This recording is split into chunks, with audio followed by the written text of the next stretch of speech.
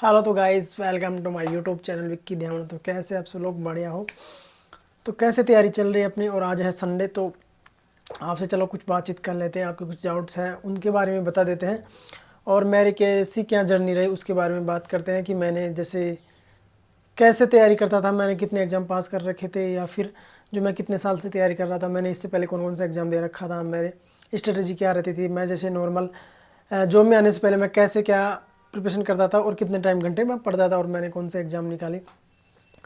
तो गाइज उसके बारे में बताऊंगा, अपनी जर्नी के बारे में, कितने साल से प्रिपरेशन कर रहा था। तो वीडियो को स्किप मत करना, एंड तक देखना कि कैसे क्या जर्नी रही मेरी। तो ठीक है, तो चलो करते हैं शुरुआत। सबसे पहले तो देखो भाइयों, मैंने सबसे पहले प्रिपेयरिंग मैंने 2017 से स्टार्ट कर दी थी मैंने प्रिपेयरिंग कंपटीशन की, क्योंकि मेरा ग्रेजुएशन जैसे में आपको इसको रख देते हैं। तो मैंने जैसे ग्रेजुएशन मेरा 2017 में कंप्लीट हो गया था, ठीक है। और मैं कंप्लीट होने के बाद मैं सोच रहा था कि यार कि किसकी तैयारी करूँ। फिर मैं ऐसे पढ़ने लग गया, जैसे मैंने फॉर्म भर दिया। फिर उस टाइम पे एक SSC MTS का फॉर्म आता था, जो मेरे को पता भी नहीं था उससे सबसे पहले। तो मैंने सबसे पहले, मेरा पहला एग्ज़ाम था मेरे करियर का, वो सबसे पहले एग्ज़ाम वो था, ठीक है। मैंने फॉर्म 2017 में भरा, और फिर मैं उससे पहले मैंने कोचिंग में, जैसे कोचिंग की बात कर लूँ मैं, तो कोचिंग मैंने पहले जैसे मैथ्स की ले रखी थी। मैंने रीजनिंग कभी आज तक कभी किसी से कोचिंग नहीं ली, बस मैंने सेल्फ से टेस्ट मॉक वगैरह लगा के कंप्लीट किया मैंने। तो मैंने उस टाइम पे SSC MTS का फॉर्म भरा था, और फिर उसमें मेरा एग्ज़ाम भी निकला था। उस टाइम पे 150 यानी 150 नंबर का MTS का एग्ज़ाम होता था। अब तो हो गए पहले, अब हिंदी इंग्लिश आती है, तो उस टाइम पे मैथ रीजनिंग सब कुछ आता था। तो मेरा सबसे पहले वो एग्ज़ाम निकला था। तो मतलब मेरा कॉन्फिडेंस लेवल ये यहाँ से यहाँ पे पहुँच गया था। जब यार किसी का पहला एग्ज़ाम निकलता है तो ऐसा ही होता है, ठीक है। तो उसमें उस टाइम पे डेस्क्रिप्टिव था, मेरा डेस्क्रिप्टिव फिर दिया मैंने डेस्क्रिप्टिव, और फाइनल मेरे 108 नंबर थे उस टाइम पे, और फाइनल कट ऑफ 112 कुछ गई थी। तो मैं 3-4 नंबर से रह गया था फर्स्ट एग्ज़ाम में ही बात कर रहा हूँ। फिर उसके बाद मैंने 2018 में, 19 में, 20 में और 21 में CHSL का 4 बार दिया, ठीक है। तो मैं चारों बार मेंस लिखा मैंने, मतलब डेस्क्रिप्टिव लिखा फ्री होने के बाद। नहीं हो पाया, मतलब 2019 में मेरे सबसे ज़्यादा राउंड थे, मेरे 150 यानी 150 नंबर के समथिंग मार्क्स थे, और मैंने डेस्क्रिप्टिव लिखा था। फिर मैं टोटल डेस्क्रिप्टिव में मेरे आए थे 56 नंबर मार्क्स। तो मैं उस टाइम फाइनल में मैं लगभग 2 नंबर से रह गया था उस टाइम पे। मैं CHSL की जर्नी की बात कर रहा हूँ। फिर मैंने CGL का भी दिया था। 2018 में मेंस लिखा था मैंने, और 2020 में लिखा था, और 2022 में लिखा था, यानी 3 बार मेंस लिख चुका हूँ मैं। तो अभी 2022 वाले, तो बाय द वे मेरा नहीं हो पाया था कुछ वजह से, मतलब कंप्यूटर क्वालिफाई नहीं हुआ था, इस वजह से मेरा रह गया था कुछ नंबरों से, ठीक है। तो ये मेरी SSC की जर्नी थी। लगभग मैंने 4 बार तो CHSL का दिया, और 4 बार ही MTS दिया था मैंने। मतलब MTS का भी वो डेस्क्रिप्टिव होता था। अभी मतलब जब से पैटर्न बदला 2022, उसके बाद नहीं दिया। तो मैंने लगभग 4 बार MTS लिखा था, 17, 18, 19, 20। मतलब पहले 2-2 साल में 17 की एग्ज़ाम 19 में होती थी, 18 की एग्ज़ाम 20 में, फिर 19 वाली 20 में, ऐसे ऐसे चल रहा था। 2022 से तो मतलब लेवल पे आया, कंपटीशन पकड़ में आया था। तो ये एग्ज़ाम दिए थे। तो उससे पहले फिर बात कर लूँ, मैंने इससे RPF का फिजिकल भी दे रखा था मैंने। RPF जो 2019 में निकली थी, मैंने उस टाइम पे मेरे 85 मार्क्स थे, शायद ज़्यादा ही थे, शायद उससे थे। तो मैंने उसके लिए फिर मेरा फिजिकल हुआ। फिजिकल के लिए मैंने पंजाब में कपूरथला में वहाँ पे हुआ था। मैं उस टाइम पे फिजिकल में रह गया था। बाय द वे RPF मेरा था, मेरा एक दोस्त है उसकी दौड़ नहीं होती थी, बल्कि लेकिन पता नहीं उसकी निकल गई देखो फाइनल में। तो आज वो जॉब कर रहा है, वो हेड कांस्टेबल है, तो अभी लखनऊ में। तो उस टाइम पे मैं फिजिकल में रह गया था। तो ये एक मेरी जर्नी थी। तो मैंने NTPC का भी लिखा 2019 वाला मेरा, उसमें भी मेंस में रह गया था मेरे। मैं इलाहाबाद बोर्ड से था, तो उसमें भी मैं शायद 3 नंबर से रह गया था। तो मेरा नहीं हो पाया था। और फिर मैंने NTPC लेवल C, NTPC तो नहीं बोलते, रेलवे की ग्रुप C की वैकेंसी होती है जिसको बोलते हैं, उसमें भी मेरा हुआ था बाय द वे। उसमें मेरा फाइनल सिलेक्शन भी हो गया था। तो उसमें मैंने ज्वाइन नहीं किया था। और जैसे मैंने बहुत सारे, लगभग सही बता रहा हूँ मैं, सच्ची रियली बात बता रहा हूँ, मैंने लगभग शायद ही किसी ने इतने एग्ज़ाम दिए होंगे आज तक, मैं इतने एग्ज़ाम दे चुका, ठीक है। शायद लगभग मैं 50+ एग्ज़ाम दे चुका, सही बता रहा हूँ रियल। और मैंने 50 में से लगभग, है ना, जिसके स्टेप होते हैं ना 1-2, तो मैंने उसमें से लगभग 25-30 एग्ज़ाम तो लगभग उसका फाइनल स्टेज तक मैं पहुंचा भी होगा। मतलब किसी में 5-6 नंबर से, लेकिन 10-12 एग्ज़ाम तो मैं ऐसे बता रहा हूँ मेरी करियर के, जिसमें से मतलब मैं 1-1, 2-2 नंबर से रह रहा हूँ। मैंने स्टेट का भी दिया था, मैंने स्टेट के भी मतलब 4-5 एग्ज़ाम दे रखे थे, उनमें भी लगभग 1-1, 2 नंबर से रहा था। जैसे अपने वीडियोग्राम से होता है, पटवारी होता है, स्टेट की बात कर रहा हूँ, उनमें भी मैं लगभग 1-2 नंबर से 2021 वाली वैकेंसी में।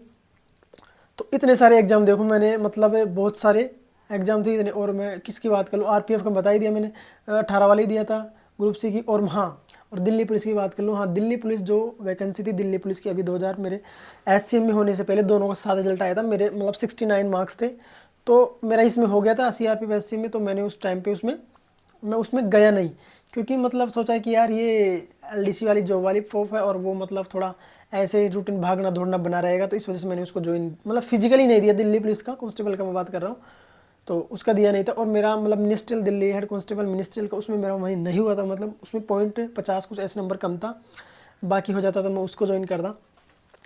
और जैसे मैंने इसकी बात कर लूँ, मैंने LIC वगैरह के इतने सारे, मैं बैंक का कभी आज तक एग्जाम नहीं दिया, सही बताऊँ रियली मैंने, क्योंकि बैंक का मेरे को पैटर्न आता भी नहीं था और मेरे को जॉब अच्छी भी नहीं लगती। मेरे सर्किल था, फ्रेंड सर्किल बोलते थे कि यार जॉब अच्छी नहीं, तो मैं मतलब माइंड साइकोलॉजी ऐसी बन गई थी कि बैंक का कभी देना ही नहीं है।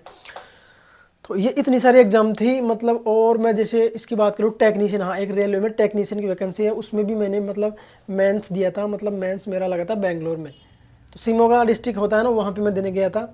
तो मेरे को जो जो याद आ रहे हैं मैं वो बताते जा रहा हूँ, बाकी मैंने बुक से एग्ज़ाम दिए हैं, मतलब जो मैं क्लियर किया है मैंने।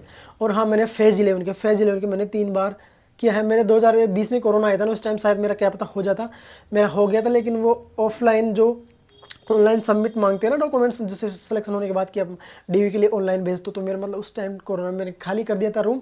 तो यार मैं मतलब मेरा दोस्त था, वो डॉक्यूमेंट्स को इधर उधर कर दिया था, तो मेरा उसमें डॉक्यूमेंट्स मैं अपलोड नहीं कर पाया था। जो मेरा 3 जोन से हुआ था, NR वगैरह, एक KR वगैरह इधर से था, 3 जोन थे, और एक NCR कुछ ऐसे जोन था। तो उस टाइम मेरा मतलब फेज़ 11 का भी मैंने 3 बार एग्जाम दिया है, तो मैंने लगभग कितनी 15-16 एग्जाम तो आपको बता ही दी होगी। बाकी CRPF SCM का, तो CRPF SCM का मैंने आर्मी का इससे पहले कभी एग्जाम नहीं दिया था, पहला एग्जाम था मेरा, क्योंकि मेरे को रियल में पता भी नहीं था कि इसमें जैसे मिनिस्ट्रियल की जॉब कैसी होती है, ऑफिशियल होती है कि या फिर और कुछ होती है। तो मैंने तो रिजल्ट आने के बाद पता चला था मेरे को तो कि यार इसकी ऐसी जो प्रोफाइल होती है और ये क्या क्या सीन होता है इसमें। बाकी मैंने इससे कभी दिया नहीं था CSF वगैरह। तो मतलब मेरी जर्नी ये थी, मैंने ग्रेजुएशन किया था उसके बाद। और हाँ मैं सिलेबस की बात बता दूँ आपको, तो देखो मैंने सिलेबस है ना, आप बोलते हो मैथ्स, तो देखो मेरे नोट्स हैं, मेरे हाथ से लिखे हुए मैथ्स के, ये आप, मैं इससे पढ़ता था, कभी मैंने कोचिंग नहीं किया है मैथ्स की, ठीक है। ये देखो आप नोट्स देख सकते हो, ठीक है, ये मेरे खुद के लिखे हुए नोट्स थे। तो आप कोई भाई रहता है तो वो ले सकते हो उनको, क्योंकि मैं मैथ्स पढ़ता कम ही हूँ भले। और जो नोट्स थे वो थे सत्यम क्लासेस, कोई जयपुर में रहता है तो वो भाई जानता होगा, ठीक है। मैंने 2017 में कोचिंग की थी, मतलब फर्स्ट में ख़त्म हो गई थी मेरी, अगर 2016 दिसंबर में। तो देखो श्री सत्यम नाम से जानता होगा जो भाई, अगर पहले पुराना होगा तो वही जानता है, नहीं तो नया तो शायद अब कराते हैं, क्योंकि मानसरोवर में कराते हैं। तो बहुत ही ब्रिलियंट एक नंबर टीचर थे ML बिश्नोलिया जी। तो भाई इनको मैं मतलब जिस किसी को अगर SSC में सिलेक्शन लेना होता था ना, तो वो भाई सीधा इनके पास जाता था, बाकी बस छोड़ देता था। क्योंकि उस टाइम पे मैं बात कर लूँ भाई साहब, मतलब 4-4 बजे इनका बैच होता था, 3 बैच चलाते, एक बैच में लगभग 500-600 भरते थे। तो उस टाइम पे 4-4, 5-5 बजे लाइन लग जाती थी एडमिशन लेने के लिए कि यार मेरे को लेना है इस बैच में, और मतलब एक दिन में सीटें फुल हो जाती थी। तो भाई साहब मैंने 1 महीने वेट किया था, तब मेरे को ये सिलेक्शन बैच मिला था। बाकी मैंने रीजनिंग तो मैंने मॉक से वगैरह की थी, और GK मैंने खुद से पढ़ ली थी, बस मैंने ये पढ़ी थी। और इंग्लिश मैंने मैथ्स आती है नहीं तुम की, उससे पढ़ा था बस वही। और बेसिक मैंने वोकैबुलरी याद रहती है, मेरे को ग्रामर थोड़ी मतलब समझने में दिक्कत आई थी, तो मैंने मेरे वोकैब में ही नंबर आते थे मेरे ज़्यादा, ठीक है। और जैसे आप हिंदी पढ़ सकते हो, हिंदी के लिए देखो कोई अगर पढ़ना चाहता है, जैसे स्टेट UP का भाई है तो हिंदी के मुँह मलाती है। और मेरे पास एक NCERT की बुक है ये, है ना, तो मैं NCERT की बुक से ही पढ़ा था इस CRPF के लिए। तो आप इससे भी पढ़ सकते हो, NCERT बहुत अच्छी बुक है, इसमें पूरा कंप्लीट हो जाता है। तो भाई लोगों मतलब ये रहता था मेरा सिलेबस, और इन सब से मैं पढ़ा था। बाकी मैंने एग्ज़ाम तो दे रखे हैं, और 1-2 मैंने DSSB का एग्ज़ाम भी दे रखा है, मैंने उसका भी रिजल्ट आना बाकी है, शायद हो जाएगा तो क्या पता उसमें कर ले। और मेरा NTPC का भी है, उसमें भी जैसे बच रहा है, तो उसमें भी क्या पता छोड़ना पड़ सकता है इसको। तो वो चीज़ें हैं, तो वेट कर लेते हैं। लेकिन मैं अभी तो ऐसा कोई मानस नहीं है, अगर किस भाई जिसके पास जॉब नहीं तो वो तो छोड़ना प्रेफर नहीं होता किसी के लिए। तो ये चीज़ें थी, मैंने इससे इनसे पढ़ा था। और मैंने इतने एग्ज़ाम, सही बता रहा हूँ मैं, इतने एग्ज़ाम शायद ही किसी ने निकाले होंगे इतने एग्ज़ाम, क्योंकि लास्ट बंदा 1 या 2 साल तैयारी करता है, फिर या 3 साल, फिर उसके बाद डिमोरलाइज हो जाता है कि यार चलो अब नहीं निकल रहा। तो लेकिन भाई साहब मैं सही बता रहा हूँ, लगभग 5 साल हो गए ना, 5 साल क्या 6 साल ही मान लो आप। तो कोरोना में मेरे 2 साल तो ऐसे बर्बाद हो गए, तो उस टाइम भी बहुत डिप्रेशन में भी था मैं। तो इतनी सारे एग्जाम में थी, मतलब जैसे मैंने, और डीएसएसबी का मैंने जे का भी लिखा था। डीएसएसबी का हाँ मैंने मतलब एलडीसी के दे रखे, उसमें 2-3 एग्जाम डीडी के दे रखे थे मैंने, उसमें मैंने पास भी किए थे, मतलब सेकंड स्टेज में रह जाता था मैं, फाइनल मेरिट में फाइनल मेरिट में उड़ जाता था, मतलब क्योंकि एग्जाम मेरा हर पास होता। मैंने जैसे बताया ना, मैं 50 वाला एग्जाम पास तो मैं शायद ही किसी में नहीं हुआ होगा ना, मतलब प्री की बात कर रहा हूँ मैं, जिसमें 2-2 स्टेज होते थे। तो मतलब मैं फाइनल मेरिट में रहता था डीवी कराने के बाद, या फिर और कुछ जैसे सीन, जैसे मैं देखो आपको एसएससी का बताऊँ, मैं आपको जो मैंने डीवी कराया था उसका देखो एक शायद 1-2 मेरे पास पड़ा रह गया, तो मैं बता सकता हूँ, इधर उधर हो रखे। ये देखो आपको मैंने जैसे डीवी करा दिया था ना मैंने 2 बार सी का, आप देखो ये तो जो भाई डीवी करा चुका है या फिर जो लग चुका है वो जानता होगा। देखो ये तभी मिलता है डीवी कराने के बाद, देख सकते हो, ये पूरा पोस्ट प्रेफरेंस भरने के बाद ये तभी आता है, ठीक है। ये फाइनल मेरिट में जाता था, ये चीज़ें तभी होती है, देख सकते हो। ये है, ये फ़ोटो वगैरह, ये थंब, ये ठीक है, ये पहला, फिर ये सेकंड, ये दूसरे का है, ठीक है। और फिर मैंने दूसरी बार फिर से कराया था, जैसे ये कब का है, ये मैंने जैसे डेस्क्रिप्टिव एग्ज़ाम देना था ना उसके लिए है। और ये पोस्ट प्रेफरेंस वगैरह होती थी। तो मतलब यार डीवी मैंने बहुत बार कराया था, एसएससी का बता रहा हूँ मैं, लगभग 4 बार तो CHSL का करा दिया, और 3 बार CGL का करा दिया, और 3 बार ही उसका करा दिया, यानी कि 3-6 और मतलब 11-12 बार तो मैंने CSSC करा दिया, और फेज 11 का तो मैंने भेजा नहीं था, तो 13-14 बार मान सकते हो, ठीक है। तो यार इतनी बार सोच सकते हो। तो ये चीज़ अब मेरा मतलब दिमाग में घूमती थी यार, भी पता नहीं क्या होगा, अब तैयारी भी अपने पीक पे है, तो ऐसे डिमोलाइज भी हो जाता था मैं। तो आपको नहीं होना है, ये इस चीज़ पढ़ता था मैं। और कई ये पूछते हैं कि भाई तू कहाँ रह रहा है, तो भाई यार मैं जैसे क्वार्टर में नहीं रह रहा, मैं घर पे हूँ अभी, ठीक है। अभी ट्रेनिंग से पहले आपको बैरक में ही रखा जाएगा, लाइन में, ठीक है। अगर ट्रेनिंग के बाद जैसे आपको, अगर वहाँ पे जिसमें आप जीसी में बटालियन में कहाँ भी जाओगे आप, अगर वहाँ पे क्वार्टर अवेलेबल है तो आपको क्वार्टर दे देंगे वो, ठीक है। अगर नहीं है तो आपको बाहर रहना पड़ेगा, आप फैमिली वगैरह सब कुछ ले जा सकते हो, ठीक है। तो ये चीज़ें रहती है बीएसएफ में या फिर एससी में, किसी में भी जाओ। तो भाई ये मेरी ये जर्नी थी, ठीक है। जब मैंने एसएससी पास किया था, जो कितने एग्जाम सोच सकते हो कि मैंने किस स्ट्रगल झेला था। और फाइनली मेरा 2023 में CRP वैसिम का तो मैंने ऐसे दिया, सोचा तो नहीं था इसके बारे में, लेकिन देखो कि ये मिल गई। किसके बारे में देखते हैं किस्मत में क्या क्या मिलता है, वो देखते हैं आगे क्या क्या होता है। अभी और कुछ करना है, बहुत कुछ, अभी तो स्टार्टिंग है। तो जिसका कभी सोचा नहीं था, जो चीज़ मिल गई। हाँ, जो चीज़ सोचते नहीं वही मिलती है, जो चीज़ जिसके बारे में ज़्यादा सोचते हैं वो कम ही मिलती है, नहीं सोचते हैं वो ज़्यादा मिलती है, ठीक है। तो ये आपको बताना था, बाकी कुछ नहीं। और तो चीज़ें अपनी तैयारी करते रहो लेवल पे, अपने लेवल पे, ठीक है। मॉक वगैरह लगाते रहो, रनिंग वगैरह दौड़ते रहो, ठीक। तो ये चीज़ें हैं, ठीक है भाई, बतानी थी। फिर मिलते हैं नेक्स्ट वीडियो में, तब तक बाय बाय, जय हिंद।